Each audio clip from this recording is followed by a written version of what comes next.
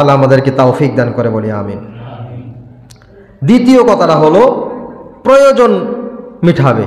একজন এক ভাইয়ের কি করবে? প্রয়োজন মিটাবে। এখন যদি প্রয়োজন মিটাইতে যায়, দেখা গেছে কিছু, আমি কি কইলাম যে ভাই কিছু টাকা পয়সা দরকার, এখন প্রয়োজন মিটাইতে গেলে লাভ খুঁজি আমরা। লাভটা কি কন? বর্তমান যুগে এমন যুগ, যেখানে রাস্তার মধ্যে যান, আপনি গৌরীপুর যান, দাউদকান্দি যান, কুমিল্লা যান, ঢাকা শহরে যান, আপনি অ্যাক্সিডেন্ট করে গাড়ির চাকার নিচে পড়া অর্ধেক সেইসা গেছে, অথবা মাথা ফাইটা গেছে, হাত গেছে গা, পা গেছে গা, হাজার হাজার মানুষ যাচ্ছে আসা যাওয়া করছে, কেউ ধরে না, কেউ কি করে না, ধরে না। আপনি একটা মেয়ে মানুষ যদি দাঁড়ায় রাস্তার মধ্যে বা যাত্রী ছাউনির সামনে, আর এখানে যদি কয়েকজন মানুষ দাঁড়ায়, কোনো মানুষ যদি একটু কাছাকাছি দাঁড়াইছে, মেয়েটা যদি একটু ডিস্টার্ব ফিল করছে, তার সহযোগিতায় 10 জন আগেই আসে। কি হয়েছে ম্যাডাম, কি হয়েছে আফা, কি হয়েছে ভাবি, হ্যাঁ কি হয়েছে খালা? মাশাআল্লাহ, আমরা মুসলমানরা কত উপকারী। হ্যাঁ, কোন বেলায়? খালি একটা মেয়ে মানুষ পাইলে এখানে খুঁজে কি তার উপকার করতে হলে তার লোক একটা সুসম্পর্ক গড়া যাবে। অথবা সাধারণ মানুষ চিন্তা করি কোনো বড় লোক বিপদে পড়লে তার সহযোগিতা করতে, তার থেকে কিছু কামাই করা যাবে। এইরকম এমন নয়। একজন গরিব মানুষ, বৃদ্ধ মানুষ, বয়োবৃদ্ধ মানুষ, বয়স 60, 70, 80, বাজার থেকে আসতেছে, হাতে একটা ব্যাগ, মাথায় একটা ব্যাগ, হ্যাঁ এইরকম 20 কেজি, 30 কেজি, 50 কেজি নিয়ে আসতেছে, তার দিকে কেউ খেয়াল করে না, কেউ দেখে না। একজন আছে কোটিপতি, লক্ষ লক্ষ টাকার মালিক, লক্ষ লক্ষ টাকা মাসে কামায়, বাজার থেকে রিক্সায় আসবে, গাড়ি আসবে, এই গাড়িতে বৈশা তার ব্যাগটা ধরে রাখার মতো 3 জন আসেনি? দেখেন, যার পয়সা আছে তারে ব্যাগটা ধরার মতো, হেল্প করার মতো 3 জন দৌড়িয়ে যায়, 4 জন দৌড়িয়ে যায়, 5 জন দৌড়িয়ে যায়, আড়াআড়ি করে, তোর ধরা দরকার না, আমি নেবো। আরেকজন বৃদ্ধ মানুষ, টাকা পয়সা নাই, গাড়ি ভাড়া দিয়ে আসতে পারে না, বাজার থেকে হাইটে আসতেছে, মাথায় বোঝা করে, তারে কেউ জিজ্ঞাসা করে না। এটার নাম পরোপকার না, স্বার্থের জন্য করছি আমরা স্বার্থের জন্য করছি। এইরকম স্বার্থের জন্য করা যাবে না, এইরকম স্বার্থের জন্য করা যাবে না। নিঃস্বার্থভাবে খুশি করতে হবে কাকে? একমাত্র আল্লাহকে। যদি আমি আপনার কোনো প্রয়োজন মিটাই, তাহলে আল্লাহ তাআলা আমার প্রয়োজন মিটাবে। কোথায়? যেখানে যা লাগবে। খুশি করতে হবে। আমি আপনার একটা প্রয়োজন মিটাইলাম, আমি বলছি হালাল পন্থায়। কি পন্থায়? হালাল পন্থায়। অনেক আগে একবার এই বয়ান করেছিলাম যে এক ভাই যদি আরেক ভাইয়ের প্রয়োজন মিটায়, তাহলে আল্লাহ তাআলা তার তরফ থেকে তার প্রয়োজন মিটাবে। এক লোক একটু পাগল টাইপের, আর কি মনে হয়, ভালোই মনে করেন পাগল টাইপের, মাঝে মধ্যে এদিক সেদিক বলে, উনি এই দোকানের সামনে যাইয়া বইসা বলে, হুজুরে যে ওয়াজ করছে শুক্রবারে, শোনস নাই কি? এই একজনে আরেকজনের প্রয়োজন মিঠাইলে আল্লাহ প্রয়োজন মিঠাইব। আমার পকেটে বিড়ি নাই, তোর বিড়িটা অর্ধেকটা টানছ, বাকি অর্ধেকটা আমারে দে। কি কয়? অর্ধেকটা টানছে আর বাকি অর্ধেকটা আমারে দে। হুজুরে কইছে, তুই আমার প্রয়োজন মিঠাইলে আল্লাহ তোর প্রয়োজন মিঠাইব। আমি বইলা দিছি, কিন্তু শর্ত। কি শর্তটা? হালাল পন্থায়। কি পন্থায়? হারাম পন্থায় না। হারাম পন্থায় বিড়ি খাওয়ার সময় একজনে একজনের প্রয়োজন মিটাবে, গাঁজা খাওয়ার সময় এক জিনিস একই কিনা কয়, এটার মধ্যে একটাই যন্ত্র, এটা দিয়ে 10 জনে মুখ লাগাইয়া গাঁজা টানবে। তারপরে নেশা করার সময় একই গ্লাসের নেশা 5 জনে মিল্লা খাবে। এখানে প্রয়োজন মিটাইলে ওই সময়ও আল্লাহ এরকম প্রয়োজন দেখে দেখে সাইজ করবে। আল্লাহ আপনার প্রয়োজন মিটাবে না, বরং আল্লাহ আপনার প্রয়োজনে গজব নাজিল করবে। আল্লাহ আপনার উপর অশান্তি সৃষ্টি করবে, শাস্তি দেবে। এই প্রয়োজন না, প্রয়োজনটা হতে হবে কোন পন্থায়? হালাল পন্থায়। হ্যাঁ, হারাম পন্থায় হওয়া যাবে না। বিড়ির অর্ধেক দিলে প্রয়োজন মিটানো হয় না। বিপদে পড়লে কি করতে হয়? তার সহযোগিতার হাত বাড়াতে হয়, যে কোনো বিপদে, যে কোনো বিপদে। আজকাল আমাদের মধ্যে এগুলো দেখা যায় না। 80 বছরের একজন মুরব্বী বাসে ওইটা সিটের জন্য বসে রয়েছে, আরেক ফোলাফাইন দেখা গেছে ছেলে মেয়ে স্কুল কলেজ ভার্সিটিতে যায়, তারা সিটে বসে আছে। এইরকম মাঝে মধ্যে ফাফিয়া গাড়ি দেখা যায়। হ্যাঁ, বৃদ্ধ মানুষ দাঁড়াইতে পারে না, শীতের মধ্যে কাঁপতেছে, আর পোলাফাইন্ডি বসে রয়েছে, কেউ কয় না চাচা বসেন। আমরা শিক্ষা দিচ্ছি, তাদেরকে জাতির মেরুদণ্ড বানাচ্ছি, শিক্ষিত করে গড়ে তোলে। এই শিক্ষাগুলো আমরা দেব, অভিভাবকরা, শিক্ষকরা। হ্যাঁ, যে এইরকম কোনো সময় দেখলে যদি এই কাজটা করি একমাত্র আল্লাহ তাআলার খুশির জন্য, তাহলে আল্লাহ আমার অনেক সময় অনেক প্রয়োজন আল্লাহর গায়বী খাজানা থেকে মিটিয়ে দেবে। আল্লাহর গায়বী খাজানায় কি অভাব আছে নাকি? কোনো কিছুর অভাব নাই, ওখান থেকে আল্লাহ প্রয়োজন মিটাবে যদি আমরা কি করি, এক ভাই হইয়া আরেক ভাইয়ের প্রয়োজন মিটিয়ে দেই। জি, তো আমরা যদি এক ভাই আরেক ভাইয়ের প্রয়োজন মিটিয়ে দেই, তাহলে আল্লাহ আমাদের প্রয়োজন আল্লাহর তরফ থেকে মিটিয়ে দেবেন। নাম্বার 2। 3 নম্বরে বিপদ দূর করব। বিপদ দূর করব। এক ভাইয়ের বিপদে আরেক ভাই বিপদে পড়লে, এক ভাই দেখলে সেটাকে দূর নিজে থেকে চেষ্টা করব। অনেক সময় নিজে থেকে করতে গেলে আবার বিপদ হয়, তবুও যথাসাধ্য পরিমাণ চেষ্টা করব জিজ্ঞাসা করে বিপদ থেকে উদ্ধার করার জন্য। এটা আমরা ইনশাল্লাহ চেষ্টা করব। 4 নম্বরে হলো দোষ ত্রুটি গোপন রাখা। দোষ গোপন রাখা, এই ব্যাপারটা বড় কঠিন ব্যাপার। কি বলেন? এই ব্যাপারটা বড় কঠিন ব্যাপার। জীবনে একবেলা নামাজ পড়ি না, সপ্তাহে একদিন জুমার নামাজ পড়ি, একদিন নামাজ পড়তে মসজিদে যাই না, 5 ওয়াক্ত তো দূরের কথা, সপ্তাহে একদিন জুমার নামাজ পড়ি।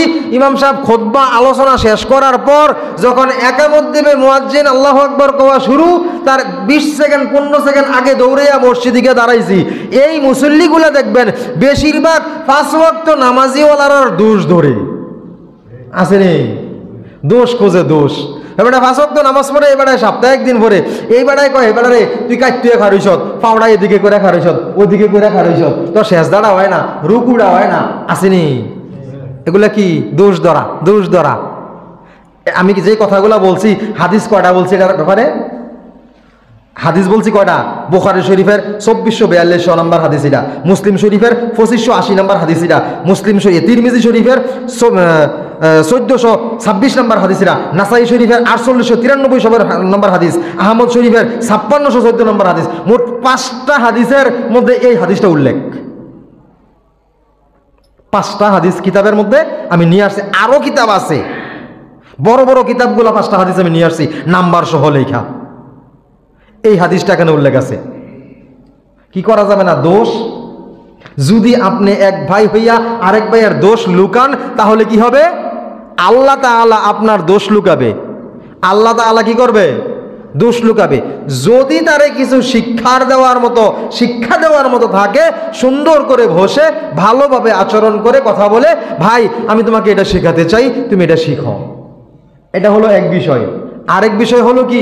শিখাবো না, খালি দোষ ধরবো, আসেনি?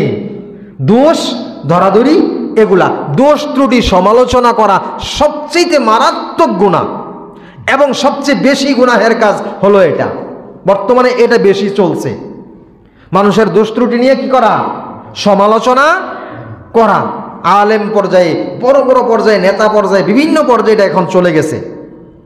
অনেক আলেম ওলামারাও সমালোচনায় লিপ্ত হয়ে যায়। অনেক না জানা ব্যক্তিরা তো করে, জানা ব্যক্তিরাও করে। এই সমালোচনা থেকে আমরা দূরে থাকার চেষ্টা করব সব সময়। দোষ ত্রুটি নিয়ে কি করা? সমালোচনা করা। আচ্ছা বলেন তো, রসুলগণ ছাড়া, নবীগণ রসুলগণ ছাড়া, তাদেরকে ছাড়া বাকি সমস্ত মানুষগুলোর মধ্যে 2-1টা হলেও অপরাধ থাকে না? হ্যাঁ, মানুষ মাত্র কি ভুল ত্রুটির ঊর্ধ্বে নন। এই কথা আমার মালিক আল্লাহ জানতেন কিনা? কথা কয় না। আল্লাহ জানতুনি যে মানুষ গুনাহ করব, এই জন্য আল্লাহর নাম গাফফার রাখা হয়েছে। এই জন্য কি নাম রাখা হয়েছে? মানুষ সৃষ্টি করার পরে নাম রাখছে আল্লাহর, নাকি আগে? আল্লাহ আগে নাম রাখছে গাফফার, ক্ষমাশীল, অত্যন্ত ক্ষমাশীল, গফুর, গাফফার। এই নামগুলা কেন রাখছে? ক্ষমা করবে। তা ক্ষমা করবে কারে?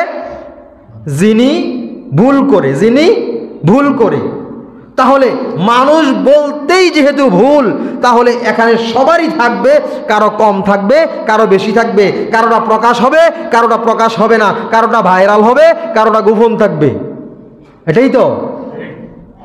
তাহলে আমরা ইনশাল্লাহ সমালোচনা করব না। যার দোষটা গোপন, সে মনে করি আমি সমাজের সবচেয়ে বাহাদুর ব্যক্তি। মাওলা পাক জানেন আপনি কত বড় কত নম্বরের বাহাদুর। হ্যাঁ, কবরে গেলে বোঝা যাইব কি কর। তা আমরা ইনশাল্লাহ সমালোচনা থেকে, দোষ ত্রুটি মানুষের সমালোচনা থেকে দূরে থাকবো। দোষ যদি একটা দোষ আল্লাহ তাআলা, কোনো ভাইয়ার দোষ গোপন রাখি, আল্লাহ তাআলা হাসরের ময়দানে আপনার গুনাহ গোপন করে দেবেন। হাসরের ময়দানে এই গুনাহ গোপন করে দেবে। এই আমলটা আমরা ইনশাল্লাহ আজকে থেকে চালু করে দেই। যখনই কারো দোষ গাইব তখনই চুপ করে যাব। আরে আমি যদি আরেকজনের দোষ বলতেছি, হ্যাঁ, আমি আরেকজনের কি বলতেছি, দোষ বলতেছি, দরকার নাই বলা। আপনি আবার যিনি শুনবেন তিনি আবার লগে লগে সাথে সাথে হ্যাঁ হ্যাঁ কইরা দেখা গেছে তার মুখ দিয়ে দুই একটা কথার মধ্যে কি দুই একটা দোষ চলে আসে। আপনিই মনে করেন আমি ইমাম সাহেব, আমি আলেম সাহেব, আমি বক্তা সাহেব, আমি হাজি সাহেব, আমি মুরব্বী সাহেব, আমি ফরদান্না সাহেব, একজনে আইয়া আমার সাথে বৈশা মজা কইরা দোষ কইতেছে, আর আমি নিরিবিলি কি করি, শুনতেছি।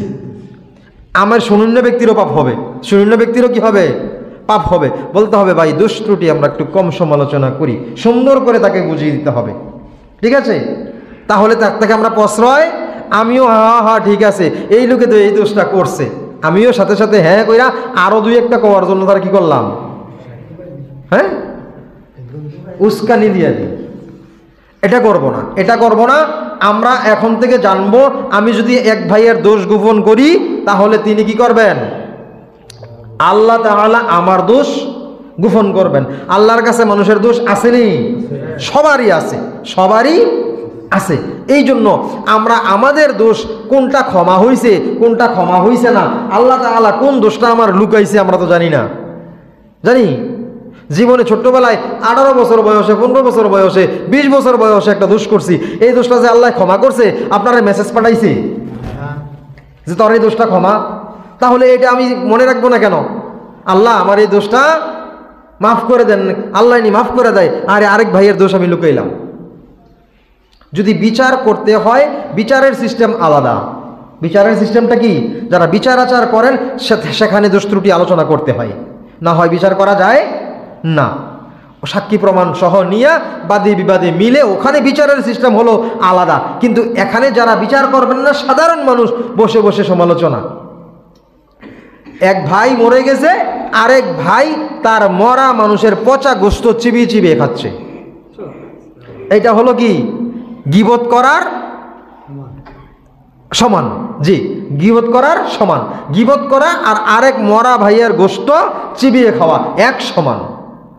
তা আমরা কি করব, দোষ লুকাবো। দোষ কি করব, আরেক জায়গায় এসেছে গীবত করা জেনার চাইতেও জঘন্য, জেনার চাইতেও কি জঘন্য। যখন কোনো মানুষ জেনা করে, তখন জেনা করা অবস্থায় জমিন তার বিরুদ্ধে আল্লাহ তাআলার কাছে অভিশাপ দিতে থাকে। কে? জমিন।